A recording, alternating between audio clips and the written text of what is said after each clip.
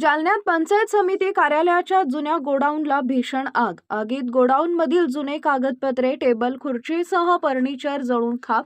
अग्निशामक दल घटनास्थळी दाखल. अग्निशामक दलाकडून आग विझवण्याचे प्रयत्न सुरू.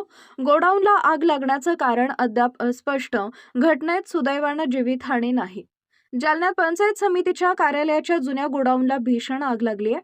आगीत गोडाऊनमधील जुनी कागदपत्र, टेबल, खुर्चीसह फर्निचर जळून खाक झालंय. अग्निशामक दल घटनास्थळी दाखल झाला असून अग्निशामक दलाकडून आग विझवण्याचे प्रयत्न सुरू करण्यात आलेत. पंचायत समिती कार्यालयाच्या जुन्या गोडाऊनला आग कशी लागली हे अद्याप समजू शकलेलं नसून आगीचे मोठे लोट पाहायला मिळतात.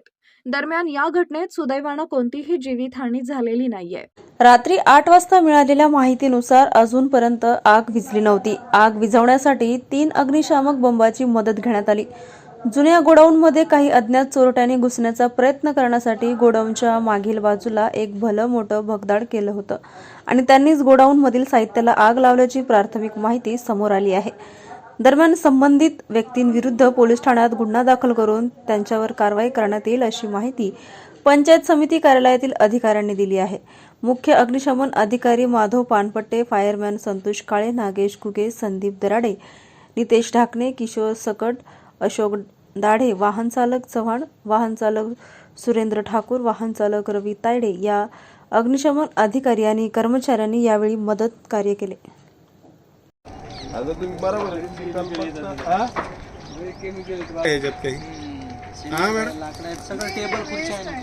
नाही इकडलं हे जळालं नाही. हे बघा सिमेंटचे बॅग आहे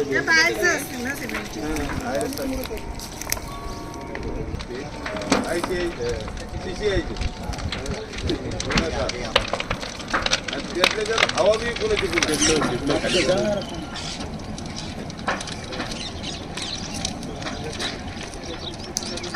त्यांना पुन्हा काहीतरी केमिकल टाकून जाळलं साहेब. अचानक एवढी आग लागत नाही ना, त्याला फेकलं ती काहीतरी टाकून जाळलं पाहिजे.